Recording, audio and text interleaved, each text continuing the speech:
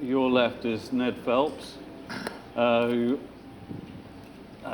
is at Columbia University and a great thinker on many macroeconomic issues, including labor markets in particular, but also the future of capitalism, and runs the Center for Capitalism. Is it the Center for the Study of Capitalism, or?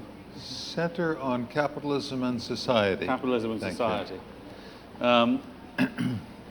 And to my left and your right, Eric Miskin, who'd also won the Nobel Prize for economics.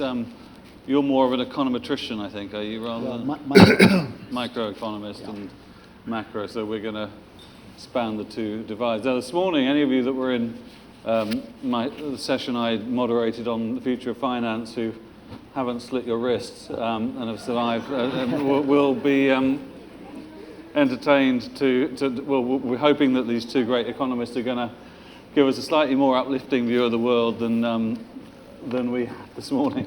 I'll just, as you two missed it, I mean, basically, we had a couple of, the most optimistic person on the panel almost was a former Prime Minister of France, Finance Minister of France, Mr. Balladur, who basically came across and basically said there's good news from the Eurozone, so that was our good news. And so for us to be discussing the economy with the euro as the best piece of news we had was quite interesting. So let's hope you two can lift us a little bit higher. But Ned, let's start with you. How do you see the outlook for the world economy at the moment? What are you feeling? Optimistic, pessimistic? Bit of each? I don't have any near-term or medium-term outlook in my head. I've been trying in recent years to get to the bottom of things and get to some sort of a distillation of thinking. I think we're stuck. To the extent we're stuck, remains to be seen how mired we really are. But I think we're stuck in very large part because we don't understand how we got to have our glorious decades beginning in the early-ish 19th century and running right to 1940 or maybe 1965, depending upon what your preference is. And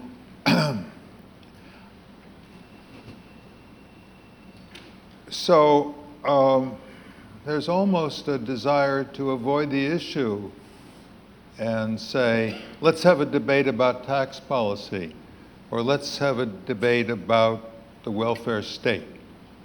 I don't think any of those things are absolutely fundamental to where we are these days.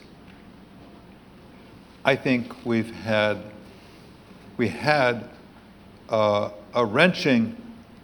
shuddering slowdown of productivity that began to be noticeable and caught people's attention sometime in the 1970s, and academics began writing about it in the early 1980s. There's your usual 10-year lag or so. And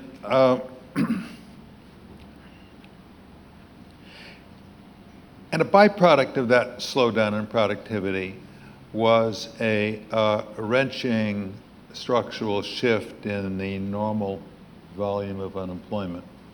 But politicians kept on throwing at the economy the old nostrums, if you can throw a nostrum, of tax cuts, military spending, civilian spending, you name it. And of course, Bush the son was maybe the crowning effort to just throw everything but the kitchen sink at the economy to try to get employment up to a normal level, which he succeeded in doing beyond expectations, but it wasn't sustainable. It was just an artificial, unsustainable housing boom. So I think the problem is that we're always discussing little mechanical tweaks that we might do to improve situations a little. We haven't understood what got us to the enormous prosperity that America had between, let's say the 1820s or 1830s and 1940, as I said.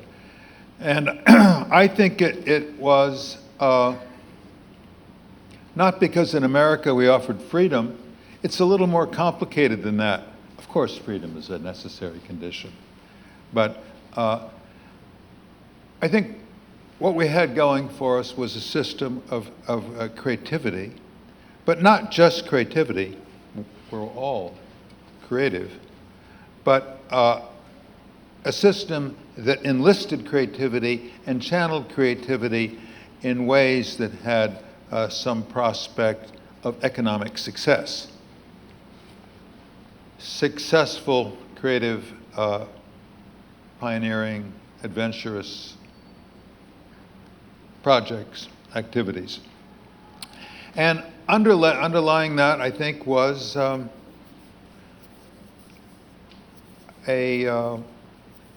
economic culture that hadn't existed always in the past. It probably first came into existence in Britain and was pretty visible by 1800, and it was maybe more pronounced in America in the 1820s and 1830s. And this economic culture involved what I would call modern values. And I changed my exact conception of modern day by day almost, but maybe we should come back to that. But and these modern values were in opposition to family values. Sounds like a soap opera or something, or a sitcom. And family values got pushed back, and these modern values of individualism and all that came to the fore and sparked a wave of experimentation, tinkering, venturing, dreaming, vision, and that's what propelled America for the next 100 or so years. And I think that in order to get, the only sure way I feel there is to get back to, I'm about ready to stop, the only sure way of getting back to high prosperity, such as we once knew, is to somehow recreate that modernism, those modern values, and hope that in our newfound enthusiasm for pioneering companies and commercial exploration and innovation and everything, in our renewed enthusiasm for that, things will be fine again, and most things will fall into place, and we'll again have prosperity. Okay, well that's certainly a big picture, taking a long view. There are obviously a number of interesting questions to come back to on that, but I just want to get an initial reaction from you, Eric, if you could review the last 200 years and just sort of put us in Ned is the great expert and scholar in the area of growth and macroeconomics. This is not my specialty at all. I'm a microeconomist, a game theorist, but given what he said, actually, I take some comfort for the future, and that comfort is based on the sort of history he was talking about. This has always been a country of ideas. It's ideas that got us where we are, brought us great prosperity, and I think there's a pretty good prospect that ideas will continue to bring us prosperity in the future. There are many wonderful innovators out there, and they're still innovating. The problem, one of the problems, is that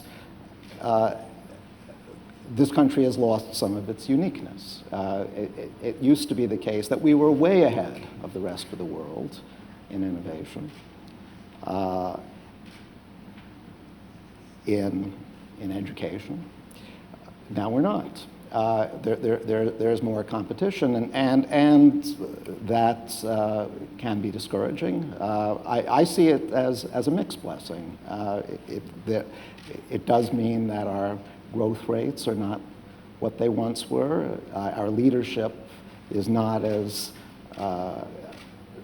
unrivaled as it once was. But on the other hand, we benefit from the fact that China is coming up in the world. Brazil is coming up in the world. Europe, despite its current struggles, is offering us more competition than they once did.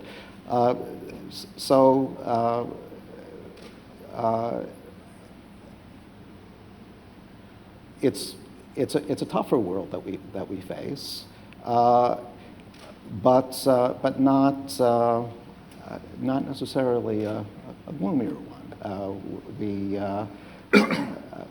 We will continue to improve, I think,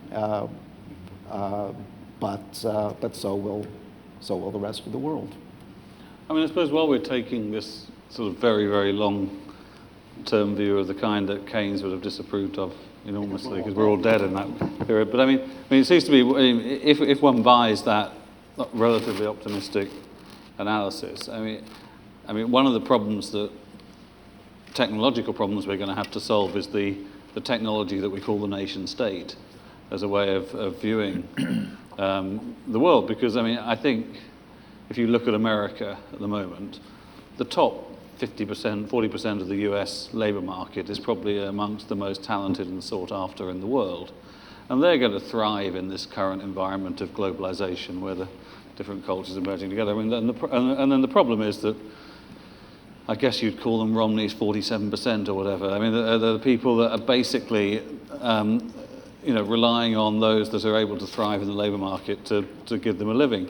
And increasingly, those at the top are saying, well, actually, we don't really feel solidarity with them in the way maybe we did when the nation state was our unit of reference.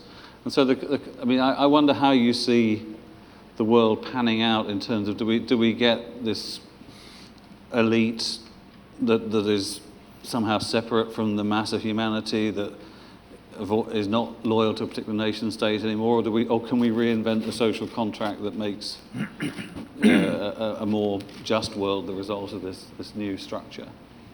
And where's the nation state in that? Well, I think the answer to that question depends very much on what we decide to do.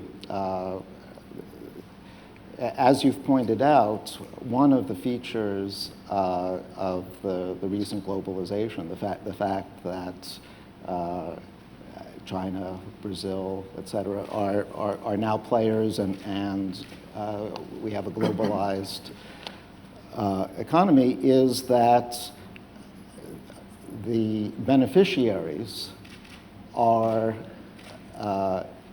only a fraction of the population. It's people who have something to offer global markets, people with education, people with skills, who are benefiting from this more competitive world, and the others are being left behind, and this is a major source of income inequality, which is rightfully an important topic for debate these days. But there are things that can be done about this. One thing that can be done is to try to ensure that a wider set of people have the skills they need, have the training they need, have the education they need, so that they too can offer something to global markets. In other words, investment in what economists call human capital may be the most important investment we can make for the future. And these sorts of course, some of these investments are done privately. Companies train their workers. But we can't expect it all to be done privately, because if you're a company and I'm an untrained worker coming to you, and you put me through intensive training, yes, I will be a more productive worker, but you will now have to pay me more, because I'm worth more on the labor market. And furthermore, I can walk away from you and work for your competitors. So some of your investment in me, if you are a private company, is going to be lost, or is at least at risk for being lost. And for that reason, we can't expect training to come entirely from the private sector. There is an important role for the public sector in ensuring that everybody, or at least a wider segment of the population, has the skills and training they need to compete in a global market. I often, writing about philanthrocapitalism, go back to Andrew Carnegie and his Gospel of Wealth that he wrote in the late 19th century, when I guess America was encountering this this sort of dichotomy in the market of the massive inequality issue for the first time, of industrialization producing these spectacular winners, and raising the question, what is the obligation of the successful person to the less well-off person in society? And his argument was very much that it's the duty of the successful to really reinvest in society. Otherwise, socialism would take over, or whatever. The institutions of capitalism couldn't survive. I mean, to what extent, Ned? I mean, what do you think are the challenges of the social contract today? If you're talking to the Romneys, or the other wealthy people, the Warren Buffetts of the world, and they have different social contracts already in action, I can see. But what does capitalism need to survive in terms of a social underpinning? Well, I'm not sure I got that last part, but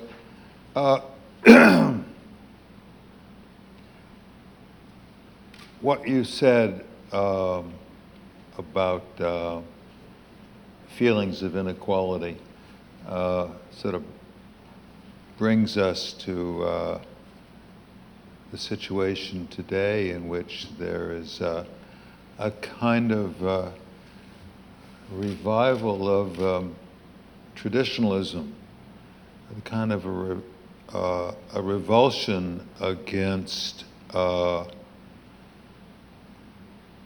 developments like the rich getting not just a little richer, but twice as rich, and a revulsion of having to accept a lower wage because that's the market, baby. And I think that this kind of revival of we're all in the boat together, so don't let anybody get ahead of the others. That traditional ethic is a sentiment that It's not exactly good for entrepreneurship and pioneering innovation by innovators who hope to take home the bacon rather than have to share it with untold numbers. And it's not so good for legislation either, it seems to me, if I detect a change in the moral climate of the country away from the modernism that I briefly alluded to with its individualist strains, and toward a more corporatist ethic, corporatist from the Italian corporazione. The society is a kind of a corporate body that needs to think that way and act that way, and any legislative initiative essentially has to get the agreement of all the interested parties, all the stakeholders, all the vested interests in society. Isn't that democracy? No, that's corporatism. It's certainly not democracy. Now, maybe it's popular democracy. Maybe it's, you can say that it's a variant of democracy. I find that confusing terminology. I wouldn't recommend it, but it's exactly what corporatism is all about. It's exactly what the philosophy of Benito Mussolini was, and I suppose to varying degree all those other corporatist leaders who came after, including Juan Perón and the Brazilian guys. And I've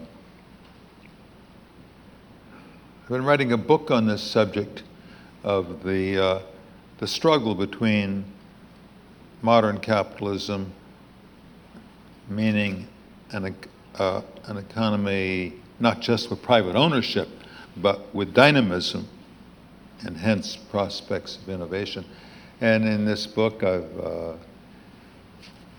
had reason, of course, to look back at the rhetoric in the United States in the 1930s. It's quite radical, quite shocking, very anti-individualism in its nature. Now, let me say that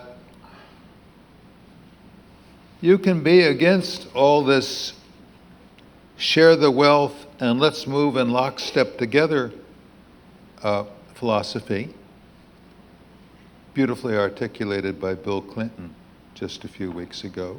You can be against that and at the same time be passionately in favor of economic justice to disadvantaged workers. There's no contradiction there. If you can use the tools of the fiscal tools, the powers of taxation, to subsidize companies for their employment of low-wage workers and finance that out of a light tax on the earnings of much better paid workers. And you can do that without signing on to all the corporatist watchwords of harmony, stability. I never could remember more than 4 things in a row, even when I was young, but had less chance of it now. But there are 5 or 6 corporatist principles, and everybody had forgotten those, I think, in the glow of the 50s and 60s, but now they're back. And of course, Europe is an example of what happens once this corporatism starts permeating economic policy. Governments get paralyzed. Businesses are afraid to innovate. People are afraid to make a profit. They may not be able to keep it. They hide their houses behind big, tall walls so nobody will see how wealthy they are. This can't be good for a vibrant, dynamic business community. Sorry. I just wanted to switch. Yeah, well, just more or less on that same line. You can care a lot about the fact that there's enormous income inequality without thinking that you have to tear down the rich to build up the poor. You can instead accept that there will be some degree of inequality, but try to make sure that the people on the bottom are at least getting a reasonable share of the gains from growth.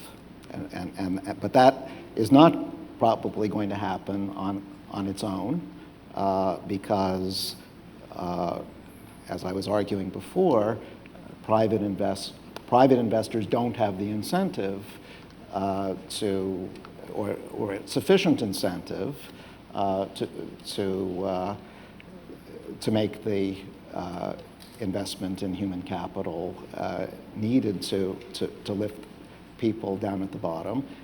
Instead, you follow social policies such as the great movement in the 19th century toward public education. Public education, I think, was one of the greatest investments that this country ever made. It wasn't thought of in those terms at the time, but it turned out, in retrospect, to be the device by which skills and education were brought to a much vaster population than would ever have been possible if we were relying on private education.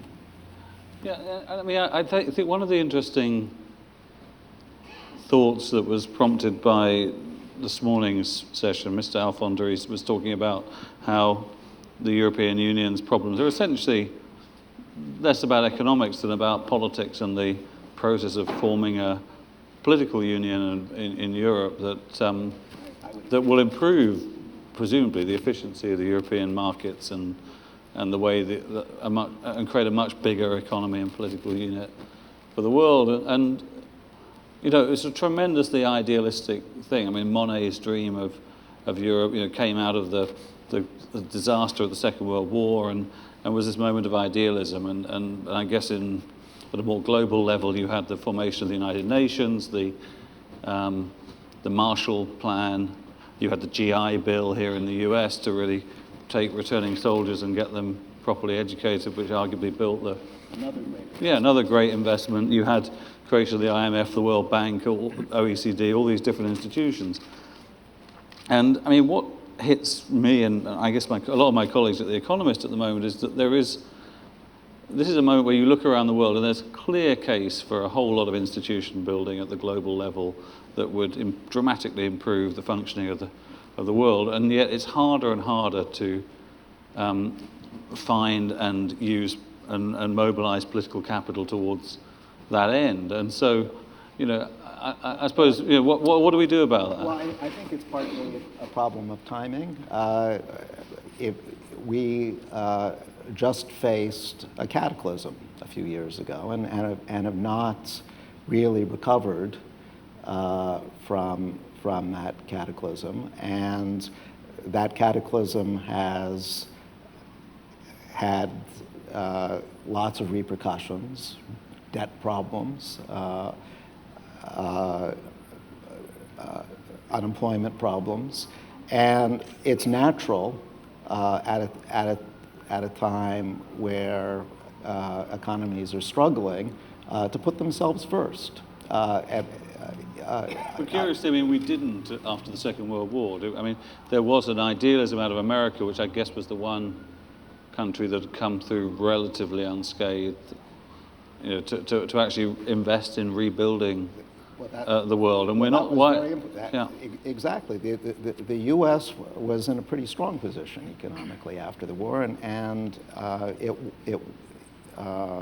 it was in a position to make this investment in international institutions and rebuilding Europe, the GI Bill.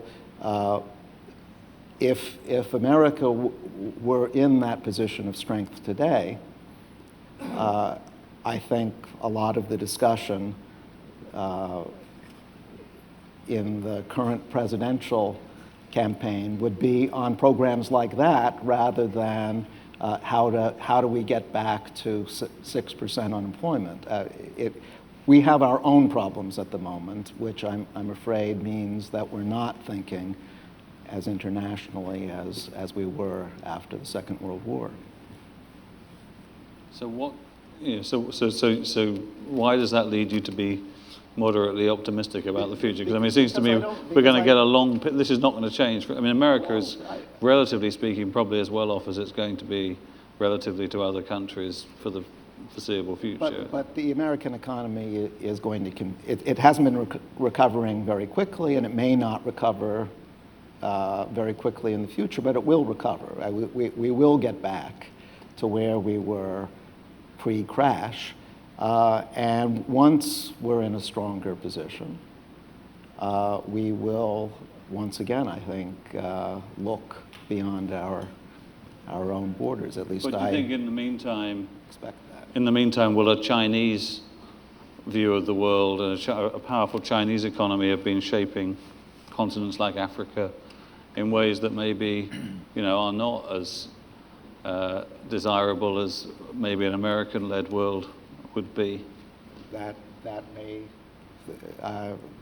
may well be the short-term forecast that China will move ahead in taking command of the world, and we will lag behind for a time. But I don't see any reason why that should persist indefinitely.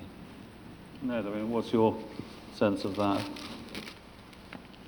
I'm a little bit confused. I was going to say in response to what Eric opened up with that I was reminded of a sort of exam question that might have been set for students, namely, if an industry becomes more competitive, so there are more people in the industry, does that increase the incentive to innovate, or does that diminish the incentive to innovate? And at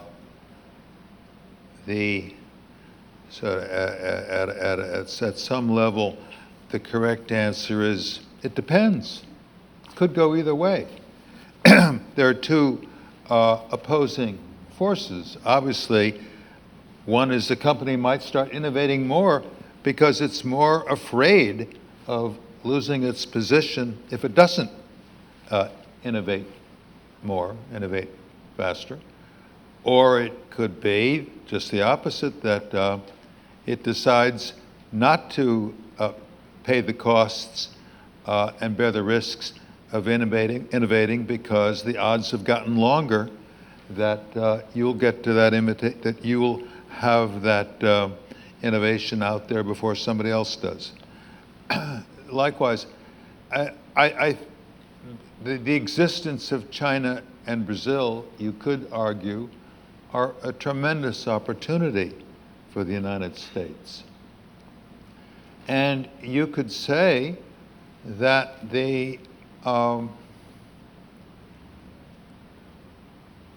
decline of innovation, especially in continental Western Europe, that became pretty clear by the 1950s, but maybe only the most assiduous observer would have noticed it.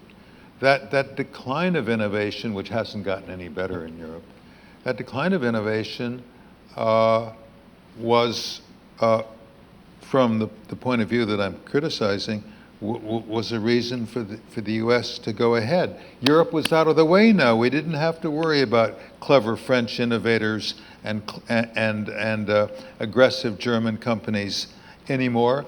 They had been shut down, in effect, by a government that wasn't very keen on change and risks of swings, and would prefer a nice, cozy, corporatist, don't rock the boat economy. So I don't think that I'm not persuaded that America's problem is that it faces more competition in the world. I think it's not as if China was such an innovative economy that we're not going to be able to get a word in edgewise, so to speak. That's not the case. In China, many of them hang their heads and say, our people are too afraid to engage in to attempt indigenous innovation. So I come back to my thesis that we're suffering in substantial part, I don't want to say exclusively, but we're suffering to a substantial extent from a change of values that puts more weight on solidarity, harmony, stability, with legislation always tilted in that direction. And yet our celebration at the same time is of the Steve Jobses, the Mark Zuckerbergs, yeah, we and so celebrate forth. Steve Jobs, but how many Steve Jobses were there? I mean, not very many, but the fact that he stuck out like a sore thumb tells us something, it seems to me. Well, Eric, I'll let you just say what you're going to say, but I also want to say... Matthew, could I just say what... There are a few facts here. The facts are that what economists call total factor productivity has slowed down dramatically. It's much slower now than it was from the 1830s up to 1965. That's a fact. And I don't know how to explain that except to say innovation is now much, much slower. So then the question is, why is it slower? And it's, to my mind, it stands out that there's a change in social values, a change in social perspectives, and politicians in both parties are responding to that, no one less than George Bush. Okay, I'll let Eric come back on that, but I want to just pose to you both the question I want you to end very briefly on, which is to come right back down to the short term and say, if you were given one question to ask the President and Mr. Romney in the coming debate, what would that one question be? But let's, Eric, first of all, have your quick response to what Ned said. I just want to clarify what I said before about the U.S. existing in a more competitive framework. What I had in mind was the fact that it used to be the case that America was the leader in a huge array of industry, ranging from automobiles to electronics to agriculture. Now the area in which we are the undisputed leaders is much smaller than before. For example, we used to be the world's producer of semiconductors. We invented semiconductors, and yet we don't produce any semiconductors anymore. It's that fact that I was referring to when I said that it's a more competitive world. The semiconductors are now produced in Korea. Not because the Koreans were innovative necessarily, although they certainly have discovered how to produce semiconductors more cheaply than we have. The big discoveries came here, but because they are well enough educated, because they are well enough trained, and that they're formidable competitors. So let me just wrap up by asking you, what would be the question you would ask the candidates, and what answer would you want to that question? If you had one question you could put to Mr. Obama and Mr. Romney. Well, just to stick with the same theme that I've been emphasizing, what are you going to do about investing in people, which I think is the most important question in the long term, and is an extremely important question even in the short term. It's the best possible investment any government can make, and it's the one which is most important for innovation. And Ned? Well, I guess I wouldn't ask them for a shopping list. I'm not sure that they're quite there yet for a bunch of recipes. But I think I'd ask them whether they would be willing to give emphasis in their administration to doing something about the terrible prospects of low-wage labor in this country. People have been almost sheared off from the rest of the population, except insofar as they can glom onto some welfare payments. And I would ask them further whether they would pledge to give huge attention to doing everything that can be dreamed up to rejuvenate, regenerate innovation in the business sector. Great. Well, on that note, I'd like to thank both our Nobel laureates for a very stimulating tour d'horizon. Thank you very much.